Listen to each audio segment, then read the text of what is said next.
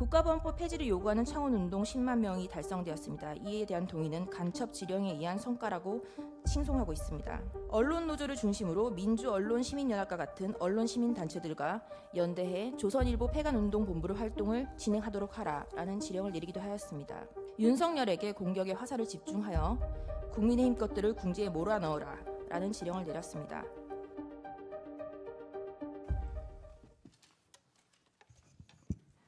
다음 동부구치소 수감장소 관련 가짜뉴스, 국가안보, 하이브리드전 관련한 서중요지 진술을 하겠습니다. 피청구인에 대한 탄핵소추 의결서 11쪽에 계엄군과 법무부는 동부구치소에 체포될 정치인과 언론인 등을 수감하기 위하여 장소를 마련하려고 하였다라고 기재하고 있습니다. 이에 대한 소추인 측 증거는 갑제 1호증 26, 2024년 12월 6일 JTBC 박창규 기자가 송출한 이유도 없이 빈방 만들라 지시, 계엄의 밤 동부구치소에선이라는 기사 하나였습니다. 이 기사는 법무부가 부인을 하였음에도 관계자들의 증언이 있다는 취지로 기사를 송출하였습니다. 을제 116호증 동부구치소장 박경선의 그런 사실 없다. 기자들의 내피셜이다. 라는 진술조서입니다. 을제 117호증 12월 3일과 4일 동부구치소 입출차 내역입니다. 직원들 외에 외부 차량의 입출차가 없었음이 확인됩니다. 을제 153호증 신용의 교정본부장의 그러한 사실이 없다라는 취지의 진술조서입니다. 을제 155호증 정정보도 기사입니다. 최근 2025년 2월 6일 정정보도가 게시되었습니다. 을제 207호증 언론중재위원회에서 해당 기사에 대한 정정보도, 열람 차단, 동영상 플랫폼 조치 등의 조정이 성립되었다는 회신입니다.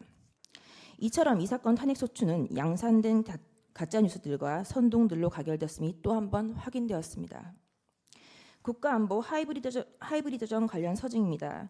을제 76호증은 2024년 11월 6일 약 4개월 전 민주노총 조정쟁의국장, 전국보건의료산업노동조합 조직실장, 기아자동차 직원이자 금속노조 부위원장에 대하여 국가보안법 위반, 간첩죄 등으로 유죄 판결을 한 공소장, 범죄일람표, 판결문입니다. 을제 212호증 2025년 1월 31일 약 2주 전에는 민주노총 경기중부지부 사무차장이 국가보안법 위반으로 공소 제기되었습니다. 판결문을 한번 살펴보겠습니다.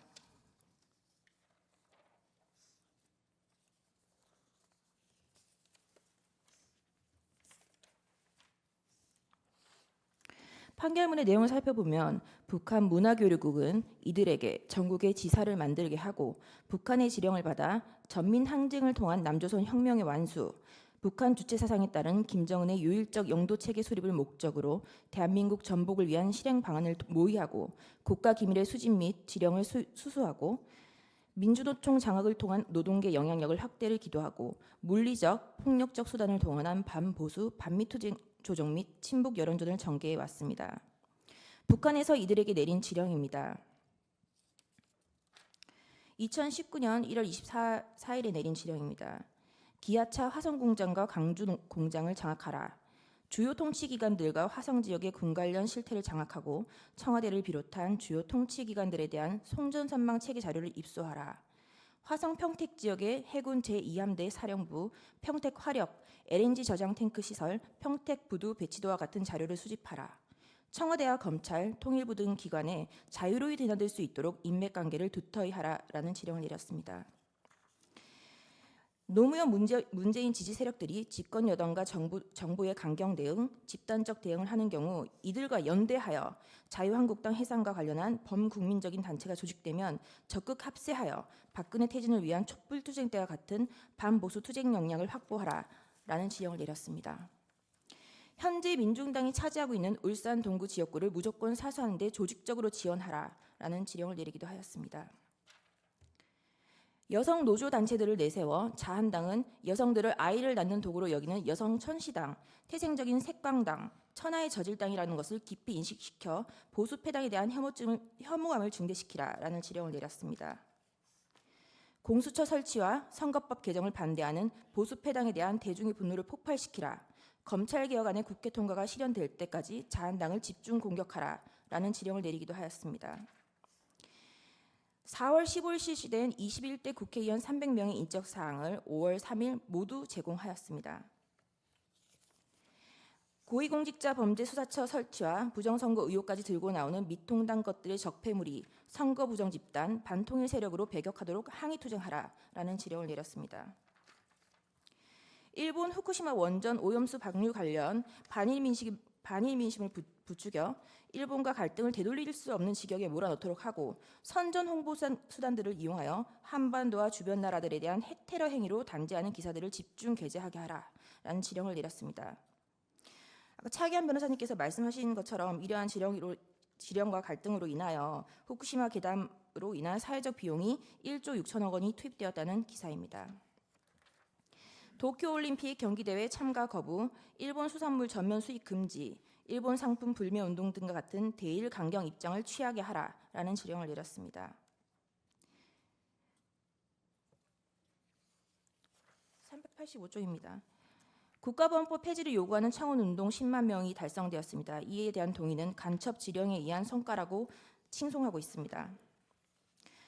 언론노조를 중심으로 민주언론시민연합과 같은 언론시민단체들과 연대해 조선일보 폐간운동본부를 활동을 진행하도록 하라라는 지령을 내리기도 하였습니다.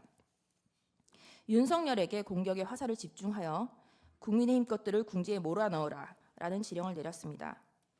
윤석열이 당선되어 친미 사대적이고 반민중적이며 반통일적인 보수정권이 들어섰다. 집권 초기부터 윤석열 패거리들에 대한 실천 투쟁을 공세적으로 조직 전개하라라는 지령을 내렸습니다. 438쪽입니다. 윤석열과 일가 족속, 측근들의 정치 추문과 부정부패 행위들을 집요하게 물고 늘어지면서 법적 처벌을 요구하는 압박 공세를 지속적으로 강화하여 윤석열 탄핵 투쟁의 불씨를 피우고 제2의 촛불항쟁 때와 같은 대중적인 항거 기운을 조성하라라는 지령을 내렸습니다. 450쪽입니다. 보수 텃밭인 영남에서 김땡땡이 국민의힘 후보를 꺾고 당선된 것은 영업 일부와 진보 사당이 후보 단일화를 통해 이룩한 캐거이다라고 칭송하였습니다. 이태원 참사 희생자 추모 시민 촛불 집회를 개최하여 박근혜의 탄핵을 이끌어낸 2014년에 세월호 참사 진상규명 투쟁과 같은 정세 국면을 조성하는 데 중심을 두고 촛불 시위와 적극 결합하여 역도놈의 퇴진을 요구하는 항의 투쟁들을 전개하라는 등의 지령을 내리고 실천해 왔습니다. 이와 같이 민주노총 간첩 판결문에는 최근 몇 년간 우리 사회에서의 갈등이 모두 간첩들에 의한 지령에 의해서 움직인 지령문에 담겨 있음이 확인됩니다. 의제 77호 중의 1, 2는 2024년 12월 19일 이화영 대북송금 사건의 판결문과 보도자료입니다. 반국가 단체인 북한에 수백만 달러에 달하는 대규모의 자금이 흘러들어갔고 조선노동당에 지급되었다는 취지의 증거입니다.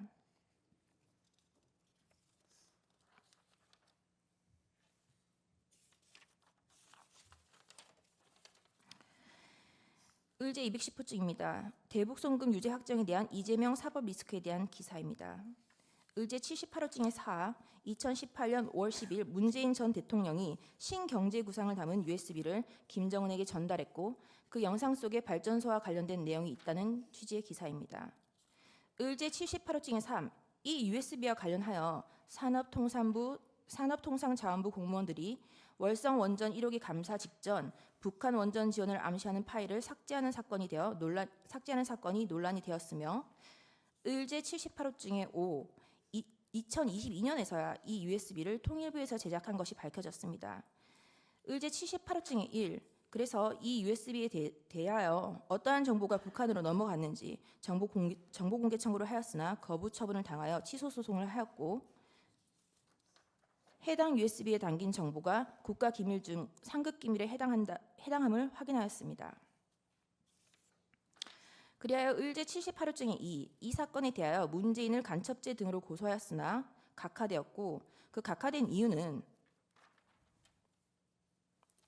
이미 북한 김정은에게 건네주어 현재로서는 그 내용을 확인할 수 있는 방법이 없다라는 것이었습니다. 의제 79호증 2024년 9월 30일 불과 5개월 전입니다. 국가보안법 위반으로 14년이 선고된 청주 간첩단 사건의 판결문입니다. 이와 같이 지금 현재도 간첩들이 압력을 하고 있고 계속하여 공소 제기 판결을 받고 있는 상황입니다. 그리고 국가보안법 폐지 운동이 계속되고 있고요. 의제 81호증입니다. 북한 해킹 조직 김숙희가 10년 동안 현재까지 사이버 공격을 해왔고 국가정보원, 외교부, FBI 등이 공조하여 한미 정부 합동 보안 권고문을 발표하였다는 기사입니다. 저희가 하이브리드전과 관련한 김숙희 관련해서 어떻게 우리 국가 안보를 위협하였는지 여부를 밝히기 위해서 현재 경찰청 국가수사본부 안보수사국에 대한 인증등본 송부촉탁 신청, 그리고 외교부에 대하여 문서제출 명령 등을 신청을 하였으나 현재에서는 모두 기각을 하였습니다. 의제 82호증입니다. 중국인 유학생 3명이 2년간 군사시설을 촬영해왔다는 뉴스입니다. 의제 203호증의 1 내지 3은 1심의 국가보안법 간첩 사건의 1, 2, 3심의 판결문입니다.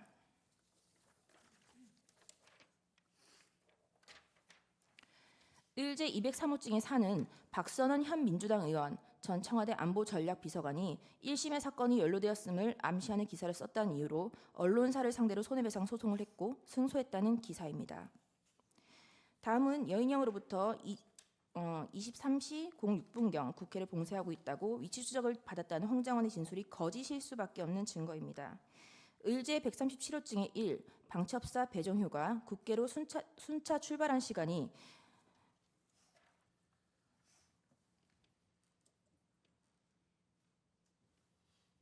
국회로 순차 출발한 시간이 00시 40분, 순차 도착한 시간이 1시 20분경이라는 점. 의제 137호증의 2, 의제 137호증의 2, 방첩사 구민의 중령이 국방부 조사본부 이상민에게 12월 4일 1시 3분경에서야 국회 수소 충전소로 오십시오라고 말하는 사실이 밝혀졌습니다. 의제 137호증의 3, 박창균 영등포소 형사과장은 23시 01분경에서야 비상소집 출근을 지시하였고 00시 18분경에서야 국회 수소충전소로 이동할 예정이라는 상황입니다. 홍장원에 대해서 저희가 증인신문이 종료하고 나서 이러한 순차 출동이라는 부분에 대해서 증언이 되자 마치 축차 검거가 순차 출동과 축차 검거를 순차 출동과 혼동하여 섞어서 일반으로 하여금 오인을 하게 하는 기사들이 많이 송출되었습니다. 출발 지시도 받기 전에 국회를 봉쇄할 수 있을 수는 없는 일이므로 홍장원의 진술은 거짓일 수밖에 없습니다.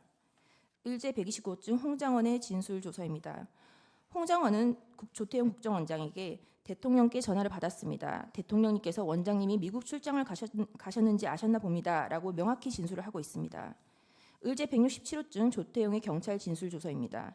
조태용도 홍장원이 원장님께서 해외에 계신다고 생각하여 대통령께서 저에게 전화를 하셨다라고 진술하고 있어 대통령이 홍장원에게 전화한 이유가 조태용 국정원장이 미국에 있는 것으로 인식하여서임을 명백히 확인할 수 있습니다. 이상입니다.